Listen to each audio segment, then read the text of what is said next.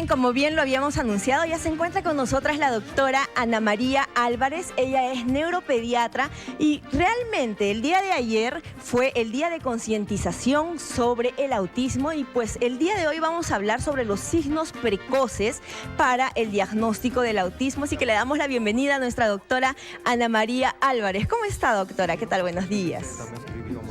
De ATV Sur y en este caso Maite, me gusta muchas gracias. Que estemos nuevamente juntas. Entonces vamos a hablar, si es cierto, el día de hoy en relación a lo que se ha celebrado ayer y que no debería ser, como siempre decimos, ¿no? Estas fechas solo un día, el Día Mundial de la Concientización para el Autismo. El autismo pues es una condición de la cual se ha estado hablando ya bastante en los últimos 20 años y para la cual se ha fijado esta fecha, de forma que todos podamos de alguna manera reforzar mucho más aquellos criterios, aquellas formas de conducción y obviamente cómo podemos apoyar y ayudar mejor a estos niños.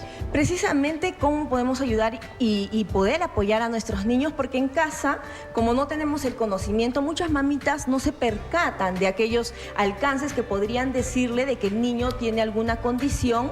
Entonces nosotros les vamos a dar esos indicios, esas indicaciones gracias a usted.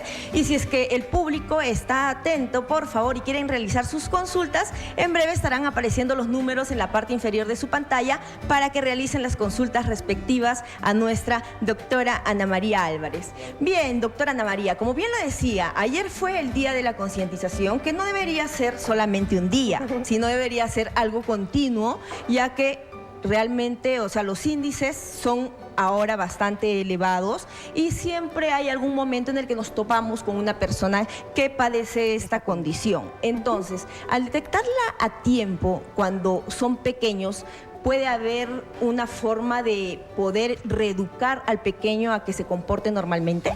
Muy bien, sí, quizás los papás podemos utilizar el término reeducar, nosotros en medicina pues llamamos intervenir, ¿no? Sí, está todos los reportes, los científicos, las reuniones de este tipo de los expertos mencionan que un diagnóstico precoz lleva a una intervención que va a marcar de manera importante un cambio en cómo se va a dar la vida de esta persona. Quiere decir que la calidad de vida se va a ver mejorada. Los niños van a sufrir menos si hablamos de la edad pediátrica, porque obviamente el autismo no es que solo se da en niños. Exacto. Es menos perceptible quizás en adultos y algunos adultos pues demoran en ese momento. Ahora, hablando de este 2025, demoramos en saber si es que tenían o no tenían, porque yo recibo algunos papás que dicen, doctora, pero yo tenía también esas características de las que usted habla, ¿no? Y es cierto, solo que cuando ya pues nos damos cuenta de cómo suceden las cosas, como que nosotros mismos ya vamos llevando, ¿no? Ajá, pero los niños eso es muy difícil, recordemos que, y hay una pauta muy importante, que no todos los niños en autismo hacen lo mismo. Bueno, es que también entendemos de que hay diferentes grados de autismo, ¿verdad? Claro. Y doctora, precisamente conforme a lo que nos habla, las mamitas que nos están viendo en casa, los padres de familia que nos están viendo en casa, ¿cómo nos podríamos dar cuenta o cuáles serían las primeras señales a tomar en cuenta que nuestro niño de repente puede estar presentando un problema? Perfecto, y ahí vamos a remarcar lo siguiente, como dije anterior, en el diálogo anterior, que no todos los niños hacen lo mismo. Por ejemplo, puede venir una mamá y dice, mi hijito, doctora, no aletea, no hace las alas de colibrí, que le llamamos nosotros, ¿no? Las estereotipias. Pero no quiere decir que si no las hace no lo es, ¿no? O mi hijito no le tiene miedo al ruido. No. Cuando hablamos de autismo y de los criterios diagnósticos, pues las características, en este caso de las conductas repetitivas, de los intereses restringidos, que son los términos médicos, pero que se traducen en esas manías, esas cosas que los niños pueden hacer de manera repetitiva, no van a ser las mismas. Las preferencias, que viene a ser ese miedo o ese gusto por algo particular, tampoco van a ser los mismos en todos los niños. Por lo tanto, no hay un patrón específico, no es que todos los niños con autismo hacen esto. Sí, dentro de los criterios, y ahí está el tipo del diagnóstico, ¿no? En saber detectar cuántas de estas cosas que hacen los niños pudieran estar o se enmarcan dentro del diagnóstico de autismo. Por lo tanto, aquí es básico y fundamental que los niños siempre lleven los controles de crecimiento y desarrollo, porque es allí en donde se comienzan a detectar estos signos precoces. El autismo fundamentalmente, digamos que involucra criterios de tipo social y lenguaje. Exacto. Y eso no es que no se pueda valorar si son pequeñitos. Hay criterios diagnósticos desde los más pequeñitos, 6 meses, 9 meses, 12 meses. Quiere decir que si hay hitos de desarrollo que en ese tiempo no se están dando, pues ahí va a saltar la alarma y nosotros vamos a comenzar a trabajar, ¿no? Precisamente eso le quería consultar, doctora, porque, o sea, de repente, como involucra el tema del lenguaje, bueno, también sabemos que existe el lenguaje no verbal con nuestros pequeños, el entendimiento, el hecho de realizar conexión, pero ¿desde qué momento en realidad nosotros ya podemos visualizar en nuestros pequeños una alarma, por así decirlo, para tomar en cuenta? Estábamos mencionando que desde las edades tempranas, si bien es cierto hay algunas herramientas como los test que nos ayudan en edades un poquito más tardías, pero en edades tempranas cuando nosotros en pediatría o en neurología pediátrica ya como especialidad detectamos situaciones en el lenguaje o en el área social que no van bien, ejemplo, los niñitos deberían voltear al oír su nombre en un promedio 5 o 6 meses, quiere decir que si alguien los llama por su nombre ellos deben de girar. ¿no? Claro. Pero hay niñitos a los que los llama 5 o 10 veces y a la última recién, ¿no? Es como si no te oyeran, lo que los papás traducen como que es muy desatento o no me oye, es distraído, no me mira, ¿no? Entonces, eso es parte del componente social. ¿Qué sigue en el componente social? Ya viene la sensación de apego en forma posterior, 9 meses, en la que los niñitos pues ya van reconociendo de manera mucho más precisa quiénes son de su entorno y quiénes no lo son. Entonces, conductas extremas como por ejemplo excesiva irritabilidad frente a alguien y o muy cariñoso, o sea, no lo conoce, va y lo abraza, va y abraza y besa a todos. Los que son de su entorno y los que no son de su entorno. No es que es muy cariñoso, porque a veces los papás lo traducen así. No, él es muy amigable, es muy cariñoso.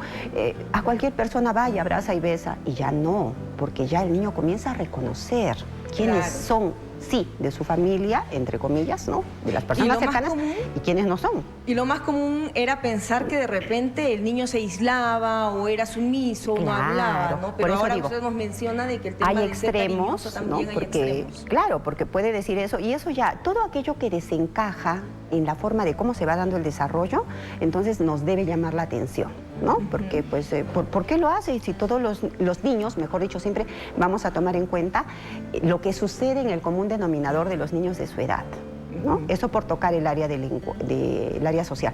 Pero si vamos al área del lenguaje específicamente, es cierto, los niños pues no hablan desde los 6 meses, pero ya comienzan a tener un balbuceo, nosotros llamamos balbuceo incipiente, a ese ma, a ese ba, pa, ta, que después obviamente va siendo más fluido y luego va a llegar a concretar una palabra, un bisílabo, el más conocido que es mamá al año de vida, ¿no? Claro. Tampoco quiere decir que si el niño dice mamá, papá, agua, pera, todo, pero si no hay un sentido referencial frente a eso, quiere decir que si él no dirige esas palabras hacia alguien, a mamá, mamá y a papá, papá, quiere decir que también tenemos ahí otro signo de alarma y que hay que comenzar a trabajarlo, ¿no? Porque al final es como todo, no vamos a esperar a que ya esté completamente evidenciado para recién intervenir. Exacto. Quiere decir que si tenemos estos signos precoces, pues podemos intervenir y ya ir trabajando la situación. Claro. ¿Qué pasa si nuestro niño presenta uno de estos signos, no necesariamente varios signos? ¿Cómo es que nuestras mamás que nos están viendo podrían actuar al respecto? ¿O tiene que tener una cantidad de sintomatología para que puedan recién conversar con el médico? No. Ponemos, por ejemplo, retomamos el caso del niño de 6 meses que no voltea su nombre. Ya. El lenguaje y el componente social van ligados a la audición. La pauta médica es determinar que ese niño no tenga ningún compromiso auditivo. Claro. Que esté oyendo bien para que pueda tener la respuesta que nosotros esperamos frente al estímulo que le estamos poniendo, que es llamarlo por su nombre, por ejemplo. Exacto. Entonces, si no hay eso, verificamos. Si no hay un componente auditivo comprometido, él debería tener esa evolución en cuanto al desarrollo del lenguaje de manera adecuada y obviamente el componente social tampoco debería de verse comprometido. Claro que sí. Ahora, doctora, se han hablado de del autismo, pero el autismo con retraso y del autismo Asperger. Qué bueno ¿verdad? Bueno, digamos que vamos a ir a tocar un poquito de terminología que siempre se confunde en la comunidad. Las sociedades de los expertos, la Academia Americana de Psiquiatría, pues emite un documento que es el diccionario de definiciones de todas las enfermedades de tipo psiquiátrico, incluso algunas de tipo neurológico. Entonces, esto se actualiza cada cierta temporada. Exacto. Y en el 2013 hubo ya una actualización de definición y de denominación para lo que era autismo dentro de ese diccionario, que es el DSM-5, ¿no? Entonces, el DSM-5 pautó, y antes las definiciones que habían, antes de marzo del 2013, eran otras, pues, ¿no? Claro. La clasificación para autismo era síndrome de Rett, síndrome de Asperger, sí. Autismo no definido, y vamos tocando así. Pero después del 2013 la definición cambió a trastorno del espectro del autismo con compromiso cognitivo, sin compromiso cognitivo, con compromiso del lenguaje, sin compromiso del lenguaje, ¿no? Entonces ya hay definiciones técnicas que se manejan, actualmente ya no. De manera resumida podríamos decir nosotros que cuando se habla de síndrome de Asperger, por ejemplo, en ese tiempo se refería a un autismo de alto rendimiento. ¿Qué quiere decir esto? Quiere decir que es un niño que tiene condición de autismo, pero que también tiene una capacidad elevada para aprender, ¿no? Vamos a ponerlo así. Si nosotros tenemos en este lado los niños sin condición de autismo y aquí tenemos los con condición de autismo, en los dos vamos a tener niños que tengan inteligencias estándares, exacto, más bajitas o más altas. Entonces, ¿dónde estaba esa denominación que se daba? Aquí, ¿no?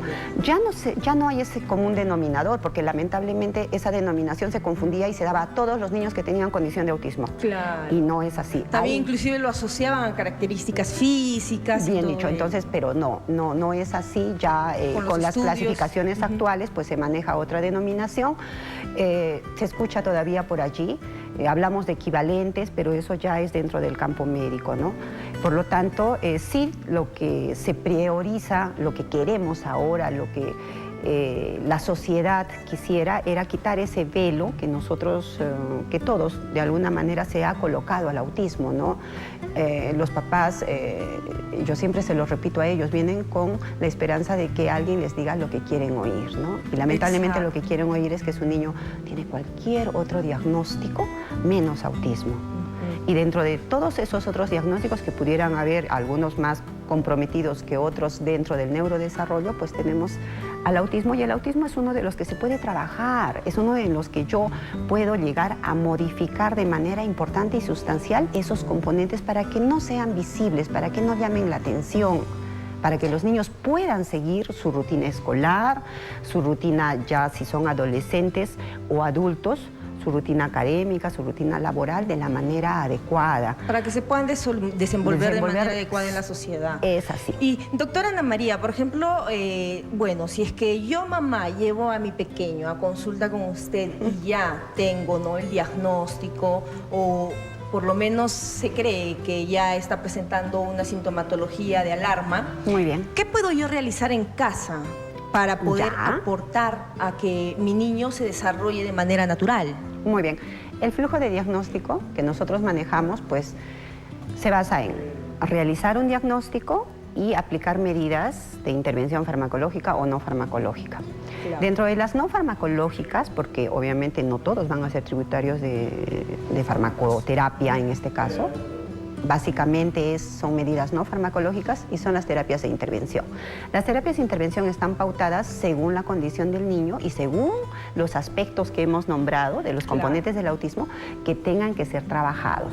Entonces, ¿quién va a orientar mejor a esa mamá en función a las necesidades de su niño? Nosotros pautamos las terapias, pero quienes realizan las terapias pues son las personas entrenadas para eso, en gran parte los psicólogos, ¿no? Claro. Deberían entrar también logopedas, que hay muy pocos en Arequipa, me parece, y así, distintos profesionales, porque la intervención es de tipo multidisciplinaria. Y entonces, es allí donde las mamás van a tener que pedir el apoyo, ¿no? En casa, ejemplo, estamos llevando un taller de habilidades sociales en el niño como parte de la intervención por la condición de autismo. Entonces, allí, además de las tareas que suelen dejar los psicólogos, pues yo, como mamá, ¿de qué manera puedo apoyarlo? ¿Qué más puedo hacer, no? Es ahí donde se pauta la orientación que se debe de dar para ello. Pero lo primero aquí es que nosotros, como papás, aceptemos, creo que es el término más preciso, aceptemos que nuestro niño tiene esta condición. Eso es lo más difícil. Y si es que es detectado a tiempo, es mucho digamos mejor para que puedan... Es cierto, quizás ahí el término es que lo detectemos de manera precoz, porque el diagnóstico se puede hacer a toda edad, ¿no? Pero si lo hacemos ya cuando el niño es adolescente tardío, ya estamos en edad adulta temprana, ya pasó su primaria, su secundaria, por decirlo así, con bastantes dificultades, más que otras, en alguna área u otra, y entonces eso no vuelve atrás, y siempre se les dice eso a los papás, ¿no? Si estamos haciendo una pesquisa, un diagnóstico en este momento que su niño tiene 2 años, por ejemplo, año y medio, el tiempo no va a volver atrás. Claro. ¿Y qué es lo que sucede en el común denominador aquí? Que los papás, pues, en el afán de siempre esa negación inicial frente al diagnóstico, seguir buscando opiniones. Cuando ya ven que no hay otra opinión diferente, recién, pero en eso ya pasó el tiempo, pueden haber pasado 2, 3 años, como sucede, y eso no es reversible. Entonces, lo que se pudo haber ganado en ese tiempo, lamentablemente ya no, hay que echarse a trabajar. Y como en todo diagnóstico, cuando uno interviene, ya no de manera precoz, ¿no? Tampoco quiero decir tardía, pero lo intervenimos después, pues los logros también y las terapias van a demorar un poco más de tiempo que quizás lo que podríamos haber logrado en forma anterior, ¿no? Claro que sí, tienen que tomar en cuenta quienes nos están viendo, padres de familia, las indicaciones de la doctora Ana María para poder hacer este diagnóstico o poder detectar estos signos precoces, ¿no? Del diagnóstico de autismo. Doctora Ana María, también han habido estudios científicos y hemos entrevistado también a otros profesionales y nos dijeron de que una de las terapias que se aplicaban con niños con autismo que estaba dando muy buenos resultados también era el tema de la equinoterapia, ¿verdad? Pues ya, qué bueno que lo tocas. Hay terapias tanto de tipo médico, ¿no? Las terapias, digamos, ya estandarizadas, terapia de lenguaje, terapia de integración sensorial, talleres de habilidades sociales, manejo de emociones, terapia ocupacional. Y al margen de ellas las ponemos aquí, también existen las terapias alternativas. Dentro de las terapias alternativas está la equinoterapia, está la hidroterapia, la musicoterapia, la cromoterapia, la aromaterapia con las flores de Bach. Algunas mamás me vienen también con esos temas. Y hay toda esa serie de terapias alternativas que nosotros ponemos, o terapias complementarias, que pueden ayudar a los niños, pero obviamente no a todos de la misma manera. Y eso, exacto, es un tema individual, ¿no? Sí, o sea, ya no es igual, no es que la aromaterapia les va a ir igual a todos y todos van a tener la misma respuesta, imposible, ¿no? Ahí viene un poquito de la frustración de las mamás muchas veces, porque me dicen, doctora, yo escuché y yo los vi y sí estaban mejor. Las mamás me decían, yo comencé a trabajar con las flores de Bach y yo no veo cambios en mi niño, me dice, obvio, ¿no? Porque por eso son terapias alternativas. Entonces, no en todos vamos a obtener el mismo resultado, la misma respuesta, ¿no? Exactamente, tenemos que informarnos también y para esto sí, ¿no? Estar guiados con nuestro médico es lo mejor porque él nos va a dar las pautas necesarias para poder también llevar bien el desarrollo del niño en casa, Eso ¿no? es cierto, ¿no? Y saber hasta dónde nosotros podemos extender esas expectativas, porque a veces les ponemos muchas a algo y después experimentamos frustración cuando esta pues no da lo que queremos, no nos evidencia lo que esperamos. Claro, como que no se da un equilibrio, ¿no? O sea, o nos desentendemos o no lo queremos aceptar, como bien lo mencionaba usted, o lo aceptamos pero ya lo vemos como una catástrofe, una cosa así que no... todo sombrío, ¿no? Ya escuchar a los papás autismo pues es poner un velo negro sobre su niño y no es así, ¿no? Sabemos que es una condición, se maneja como tal, quizás la denominación que se dio en el 2013 ya, mira, ya cuántos años va a ser. Claro, ya ha pasado ya bastantes años. Esto va a modificarse, ¿no? Quizás el término de trastorno va a pasar a un costado, porque se va a ver como un problema real del neurodesarrollo. Ahora ¿no? vendría a ser una condición de neurodesarrollo, ¿verdad? Ahora es nombrada que tienen las personas que involucra pues una alteración en el neurodesarrollo.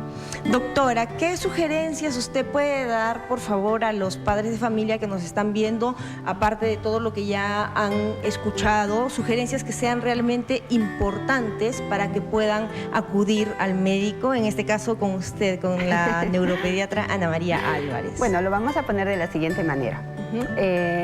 Todos los niños siempre deberían tener controles pediátricos. Aquí los pediatras cumplen un rol fundamental porque ellos son los que van a evaluar de manera rutinaria el desarrollo del niño. Cuando ellos detectan algunos signos o síntomas que no están yendo en el carril adecuado, que no están yendo en la secuencia que debería de estar, pues ahí es donde se deriva el paciente al área neuropediátrica. Y estamos, en Arequipa somos varios, felizmente. Pueden estar conmigo, pueden estar con cualquier neuropediatra. Además, todos los profesionales tenemos un tipo de formación académica y entonces eso hace que podamos ver la forma de ayudarlos pues, en la medida de lo posible. ¿Cómo? Porque también, seamos sinceros, pues no todos los pacientes van a tener acceso a todo lo que nosotros indicamos de la manera como Exacto, también ese viene a ser un punto. Sí, es una limitante, lamentablemente, tanto en la etapa preescolar como en la etapa escolar, pero pues les damos la orientación, les damos las indicaciones, las pautas, instalamos el tratamiento que se pueda o que su niño requiera y que pueda ser más factible de ser realizado, ¿no? Pero sí, quizás la pauta más importante es que no deben faltar a los controles que deben de realizar de manera rutinaria.